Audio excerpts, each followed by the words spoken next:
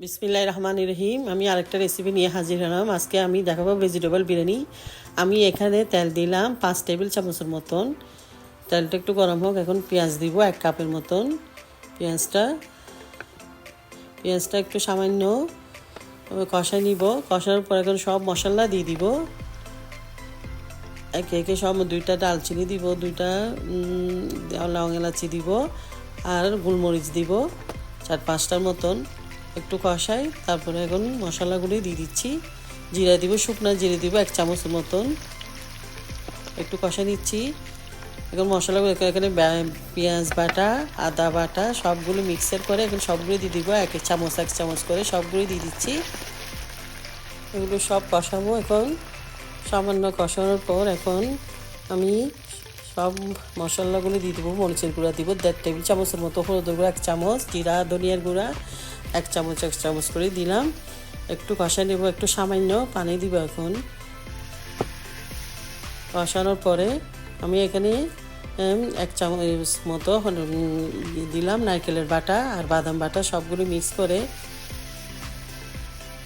একটু সামান্য কষা নিচ্ছি। কষানোর পরে আর একটু পানি দিব। দেওয়ার পরে এখন তেল উঠলে এখন মশলাটা কষানোর পরে আমি সব ভেজিটেবল দিচ্ছি। এখানে ফুলকপি, ক্যানাডিয়ান শিম, গাজর, সবগুলি আলু সবগুলো মিক্স করে আপনারা আপনাদের মতন ভেজিটেবল মিক্স করতে পারেন। আমি আমার মতো করে দিচ্ছি। এখন একটু কষা নিব, ঢেকে দিচ্ছি। 5 মিনিটের মতো এগুলো সিদ্ধ করব। বেশি সিদ্ধ করবো না, কেন এগুলো তো ভাতের মধ্যে দিলে আরও সিদ্ধ হয়ে যাবে। এই জন্য সামান্য একটু পানি দিলাম।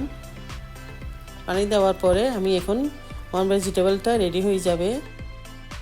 আমি ছোটো 4-5টা চেরি টমেটো দিচ্ছি। ওখানে হয়ে গেছে আমার ভেজিটেবল রান্না।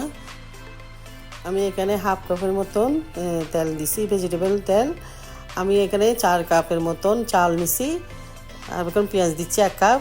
একটু পেঁয়াজটা একটু হালকা বাদামি করে ভেজে নিব। চালটা আমি ½ অ্যান আওয়ার ভিজে রাখছিলাম, যেহেতু এটা ভেজিটেবল পোলাও করতে হবে, ওই জন্য ভিজে রাখলে ভালো। তো আমি এখন এখানে পেঁয়াজটা বেরেস্তা করে নিব। সামান্য বেরেস্তা করার পরে আমি চালটা দিয়ে দিব, সামান্য কষাবো। এবং বেরেস্তার মধ্যে আমি রং, এলাচি, ডালচিনি, তেজপাতা একটু একটু করে দিলাম পরিমাণ মতো। এখন আমি চালটা দিয়ে দেবো। ব্রাউন হয়ে গেছে, এখন চালটা দিয়ে দিচ্ছি আমি। এখানে 5 কাপের মতো চাল হবে, বাসমতি চাল। আপনারা যে কোনো চাল দিয়ে করতে পারবেন ভেজিটেবল বিরিয়ানিটা, সঙ্গে চাল দিয়েও করতে পারবেন। আমি একটু কষাই নিব। কষানোর পরে আমি এখন 5 মিনিটের মতো কষাবো। 5 মিনিট পরে এখানে আমি 1 চামচ লবণ দিয়ে দিচ্ছি, 1 কাপ দুধ দিচ্ছি, আর পানি দিব আন্দাজ মতন। এখানে 5 কাপের মতন আমি চাল দিছি। 1 কাপের মধ্যে 2 কাপ করে মেজারমেন্ট কাপে করে আমি এখানে 1 কাপ দুধ দিয়ে দিছি। 2 চামচের মতো ইয়োগার্টও দিছি, এটা আমি বলতে ভুলে গেছি। এখন আমার হয়ে গেছে, এখন আমি ঢেকে দিব।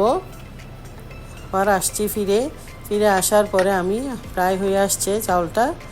এখন আমি রেড পেপার, বেল পেপার, বিভিন্ন কালারের 3 রকমের এগুলো দিয়ে দিচ্ছি। 1 চামচ চিনি দিচ্ছি, আর ভেজিটেবলটাও দিয়ে দিচ্ছি। নাড়ে চেড়ে আমি কভার দিয়ে দিব ভালো করে। এখন কভারটা দিয়ে দিচ্ছি। এখন আবার 5 মিনিট পর আসছি ফিরে, আমার হয়ে গেছে। এখন আমি 2 চামচের মতন কেচাপ দিছি, আর একটা হাফ লেবু, 1 চামচ হবে, 1 চামচের মতো হাফ লেবু কাটে দিছি। আর কেওড়া জল দিছি 1 চামচের মতন। এখন আমি আবার নাড়াচাড়া করে ভাতটাকে একটু নিচে থেকে তুলে দিচ্ছি, যেন ভালো করে এটা সিদ্ধ হয়ে যায়। ভালো করে এটা নাড়াচাড়া করে আবার ঢেকে দিব। একদম এটা একটু ধনিয়া পাতা দিব। এখন ঢেকে দিচ্ছি। আমি আবার 5 মিনিট পরে আসছি। আমার বিরিয়ানিটা রেডি। আমার এই বিরিয়ানিটা আপনারা এদের মধ্যে করতে পারেন। আমার এই রেসিপিটা যদি ভালো লাগে আমাকে লাইক দিয়ে শেয়ার দিবেন। আগাম ঈদ মুবারক রহিল। আল্লাহ হাফেজ।